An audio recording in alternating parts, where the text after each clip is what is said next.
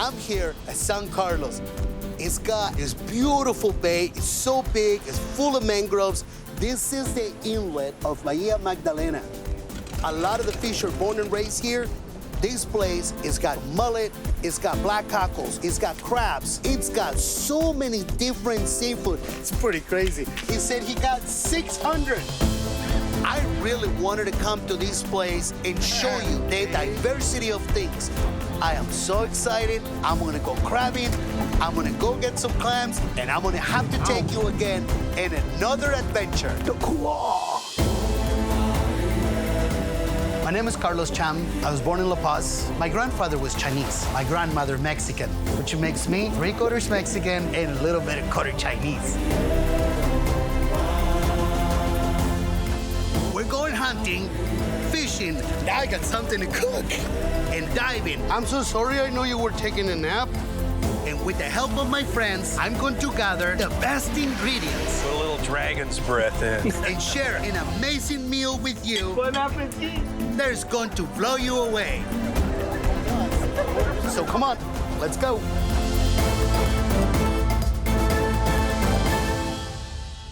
We're in the Bay of San Carlos this morning. This is an amazing estuary, and I'm here with these guys because I want to show you where the blue crab comes from.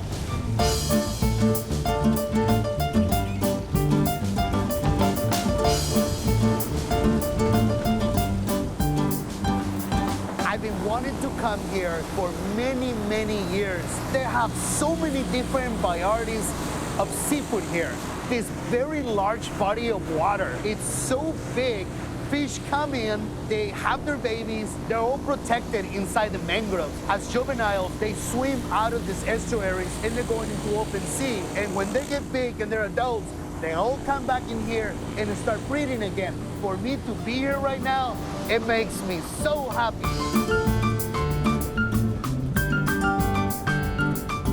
This is a gill net.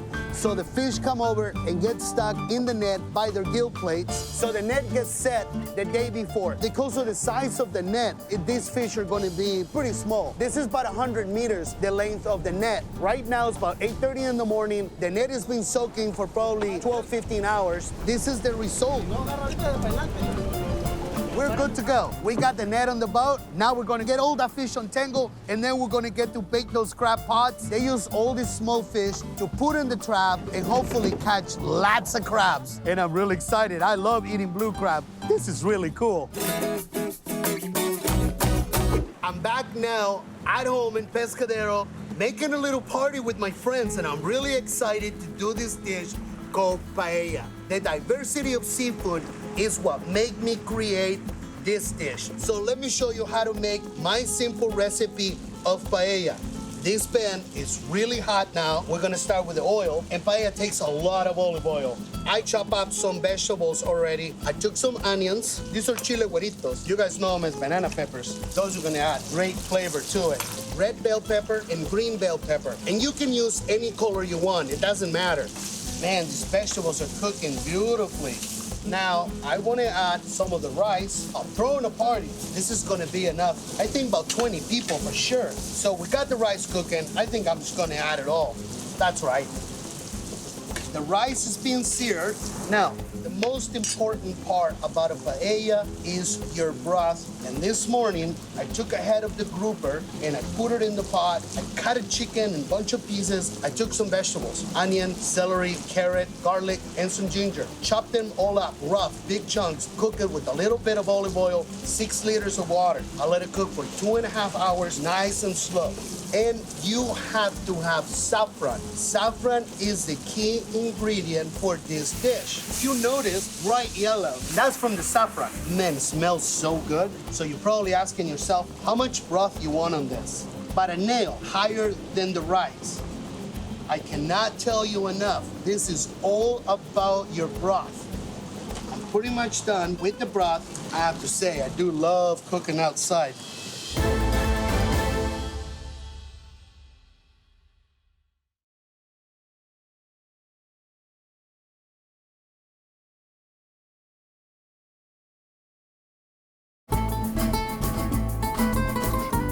Yesterday, I came here with my friends, these 3 fishermen. When we're going out there, they said, Carlos, we put a net, we'll let it soak, and there should be some fish there that we're gonna use for our crab pots. So we took the net out. I see some mackerel, there's some mullet, there's a small little corvinas, very large variety of fish. The dominant fish right now, they call it a chihuili, which is a type of saltwater catfish. If you look at his dorsal fin, this is serrated, and on the tip, it has that spine right there, and that's poisonous. It's a defense mechanism, same thing on his dorsal fin, right there and right there. This one is going in the pot.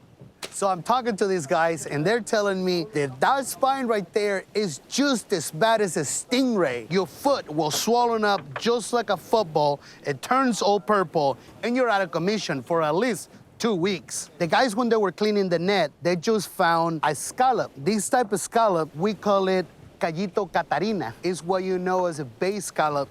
I haven't had breakfast, so that's fresh. Anyway, there's many, many different species. We're gonna put them inside the crab pot, and this is the bait for the blue crab that lives inside this estuary. So I can't wait.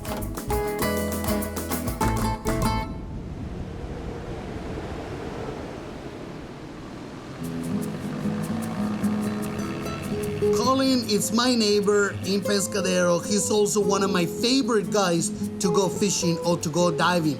You put this guy in the water and you know you're coming home with some fish. The way the land is shaped here, right at the mouth of the river, it creates a couple tide pools. And you can go inside these little caves and find some beautiful octopus that live in there, and they make great eats.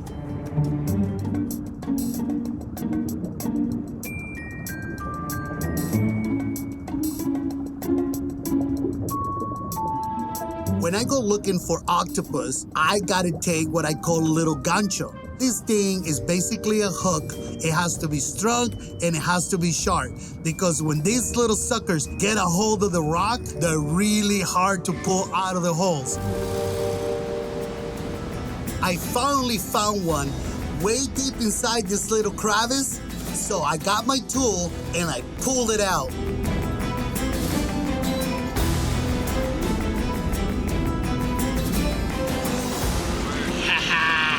Yes, right on. Dinner. Octopus have a beak, and when this thing gets a hold of you, it wants to bite you. He's got it good. It's not the scariest thing, but I tell you, it doesn't feel good. He's biting me now.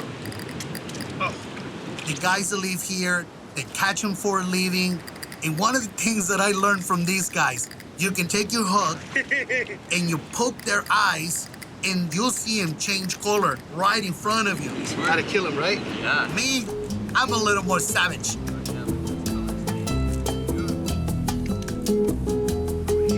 I love these little creatures. I've been eating octopus since I was a little kid.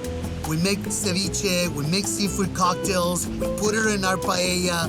So, to me, octopus equals delicious. So I have a bunch of seafood that I want to put in here. The first thing that I want to put is this beautiful octopus. We got 8 legs, octopus. I'm gonna separate them all, put it back here. The head, I don't like throwing stuff away. Ooh, had a little water in the head. We're gonna cut it in quarters. And now for paella, you want all the seafood just to sit on top and make it look beautiful. This octopus, it's already been cooked. It's excellent. I think I want to use about half of that octopus, because I got so much seafood to put in here. This dish, rice, seafood, saffron. Ha, are you kidding me? Definitely one of my favorites. Look at this beautiful chunk of grouper.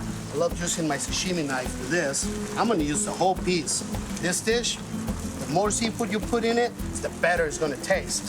Now, some of these ingredients are gonna cook faster than others. That's why I'm taking these pieces of grouper in big chunks, take a little bit longer to cook than some of the other stuff like the shrimp and the crab. Right here, I have a beautiful clam. They found this clam here in Mexico.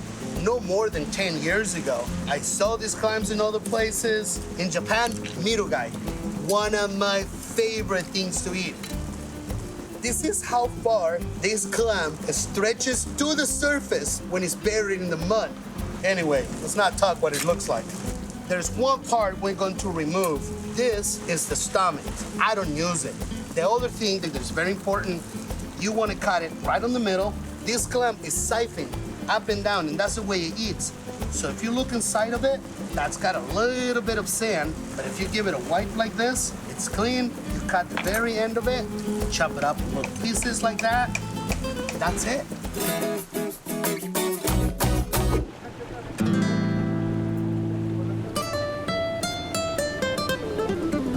I am in Bahia Magdalena. This mangrove area has to be the largest here in Baja. So we're going on a new adventure. We're gonna go get pata de mula, and these are little black cockles. I'm super stoked. My friend Martin, he's got his little bandana strapped in his forehead, full on Indian, throwing the knife around on the boat, total character. He's going to take me on the mangroves, and I get to show you. We're walking, you guys, the deepest we can inside. You got these big boots, they're all the way up to your knees, and I'll tell you, walking around in the soft mud, it's really, really hard work. My boots are stuck in the mud. I mean, stuck all the way to the bottom. Almost lost one of my boots. It's getting really tight in there, it's hot. We're gonna take it to another place. Yeah. I'm talking to Martin, and he does a few different things. Sometimes he goes after the black cockles, sometimes he goes after the oysters. So we have these little oysters that we call oyster de mangle. That means they're oyster that grow in the mangroves, they grow on the roots. And I'm gonna show you here real soon how beautiful those little oysters are. They're very similar to a kumamoto, a little bit different on flavor, but they're still really good oysters.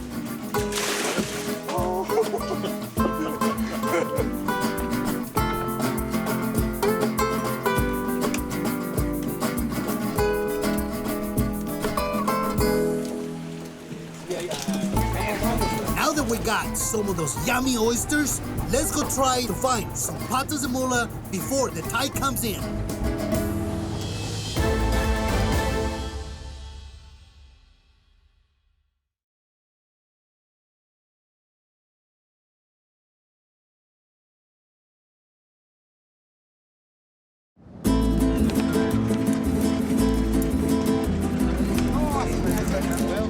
I want to go catch some crabs. They already have a bunch of crab pots set up in the water, and that makes me really excited. It's going to be really cool. So we got one of the pots here. They come in through here. The bait sits on the middle, and they want to come over and try to get some of that food. They're fairly light. I'm surprised how light they are. They make them out of rebar.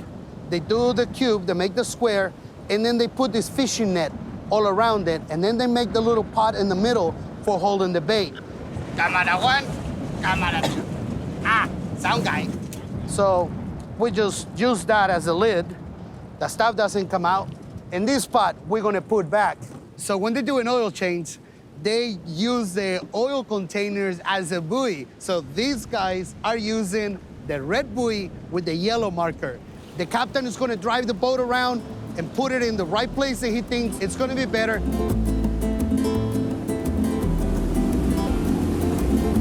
They kind of try to keep it in one line, and then they go around in a circle and then pick up another one. So I'm gonna put this one in the water, right in the place that tomorrow it's gonna catch, hopefully, a lot of crabs.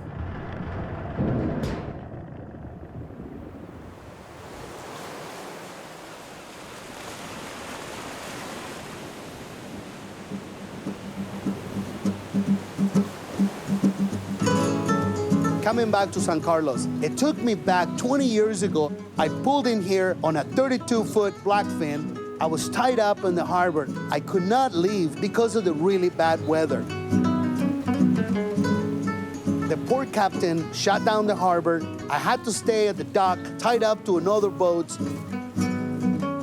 I started talking to a couple of the local guys. These guys are fishermen on a big escama boat. So one of the mornings, he wakes up, the neighbor, and he says, Carlito, why don't we go down the beach? We're gonna get some clams. So I got off the boat, and we went walking along the beach, and we started picking up chocolate clams, these little white cherry stones.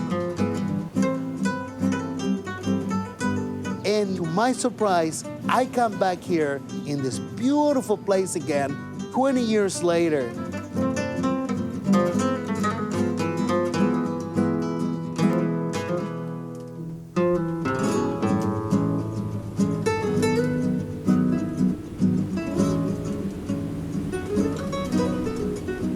I'm really happy to get some of these black cockles. We're on the second spot. I'm gonna go ahead and I'm gonna start digging so I can show you a couple. So here's one. There it is, a black cockle or pata de mula. So we just gotta do it a couple hundred more times and we got a lot of cockles. I mean, these things are buried in black mud. I'm finding out one here, one over there. If it wasn't for the off color of the shell and the thing was completely black, you will never be able to find it. Giant spider over there said, not this way. I'm really stoked I brought Martin with me. Look at Rubber Man over here. This is really hard work. Martin is getting like 100 an hour. I don't have the magic sight that he does. He's like stretching and going around and like a little snake. The things that you gotta do to try to get something tasty to eat is very yummy. Crazy. I can't imagine the first person that thought about, I'm gonna go in the mangroves. I'm gonna go find some clams.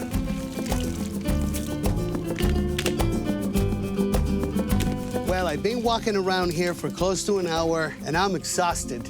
I got a few, but Martin, he got a bucket full of them. Now it's time to leave the mangrove and really enjoy some of these black cockles. Yeah.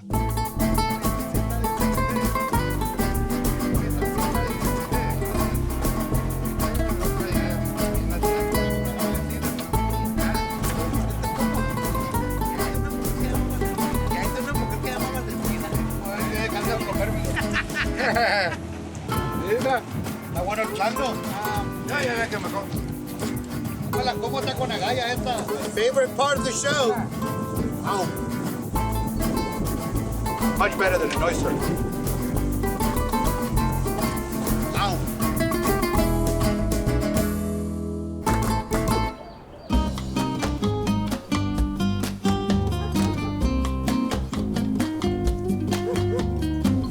So we're back at Martin's house. Martin is opening some of the little oysters that we got from the mangrove, and I'm opening some of the black cockles, the pata de mula. So first, I want to hit it a couple times, use the back of the knife so you don't ruin the front of it. Once you do that little indentation right there, that's kind of the opening for the tip of the knife. So you wiggle it a little bit, and you feel it go in. Twist it like that, and just cut through the muscle. There's two little muscles in the end of it, one there, one there. Once you cut it, you separate it. You just go like this, separate it from the muscle, put it right there. The other side, same thing. Separate it from the muscle. And those are pretty much ready to go. A little bit of hot sauce and some lime. And it doesn't get better than this. This is why I love my job and always looking for a great adventure. Salud.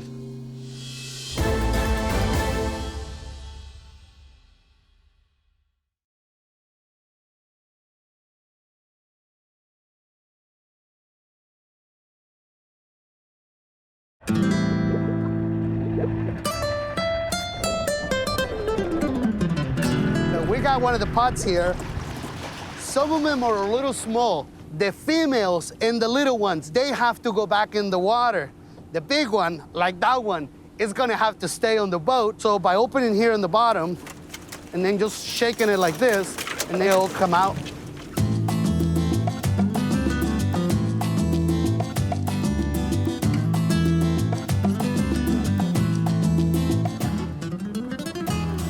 I'm gonna grab the two pinchers here to show you something. If you look on the bottom, in this part, it's a lot larger. This is the female, and she protects the roe with this.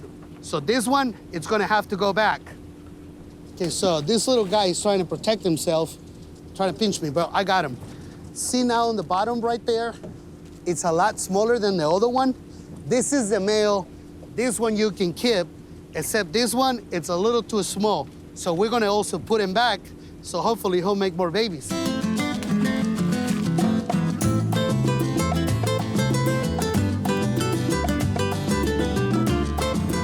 I like playing with my food. What can I say? If you get away with it, do it.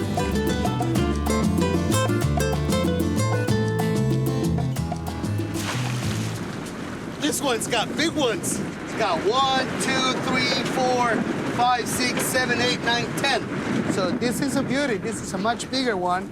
See that? It's oversized, so that's perfect. I think I'm gonna show this one the cooking pot.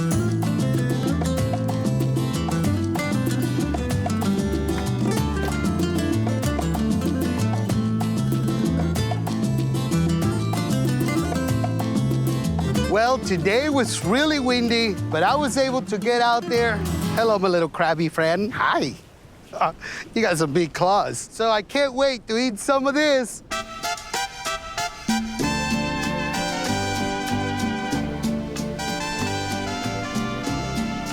So we just got back. That was a lot of fun. So now I'm back here talking to Manny, and I see Manny grab a bucket full of ice and mix it with some water and then start pouring over the crab. And I go, Manny, what are you doing? Putting the crabs into ice water. They get so cold that they go to sleep. You can see they're still making little bubbles in the mouth, but look at it.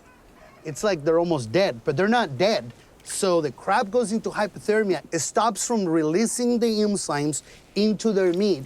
And then from here, they put them in a steam bath.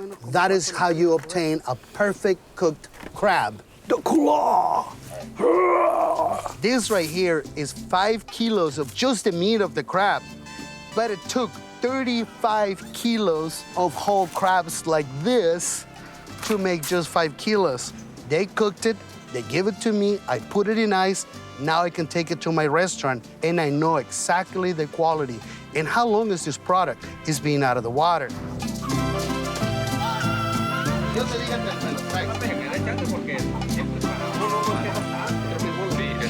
So a full bucket, 11 kilos of crab.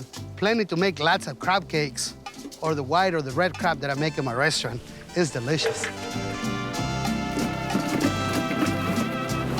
I'm really happy to see where the crabs from my restaurant come from. I got to see it from the start all the way while it'll be shipping now to my restaurant.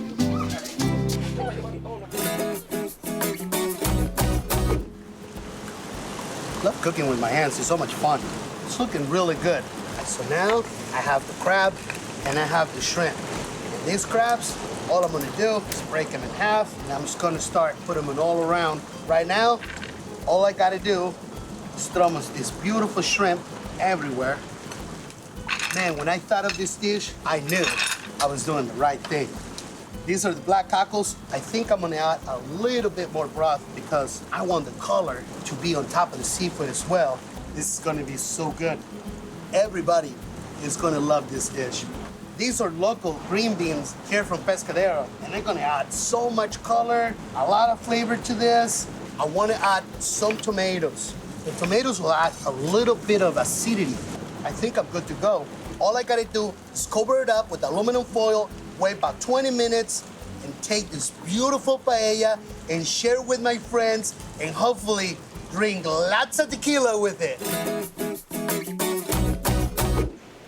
Okay, finally, the paella. That's it. This paella is so good, I'm gonna put everybody on a food coma.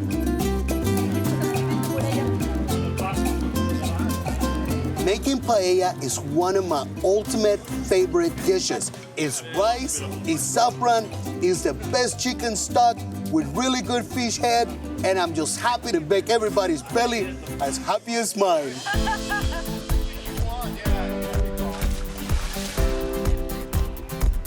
Now I'm gonna have a fiesta. I'm gonna enjoy it with all my friends. So until next time, my name is Carlos Cham. Thank you for watching Carlitos Cooking Adventures.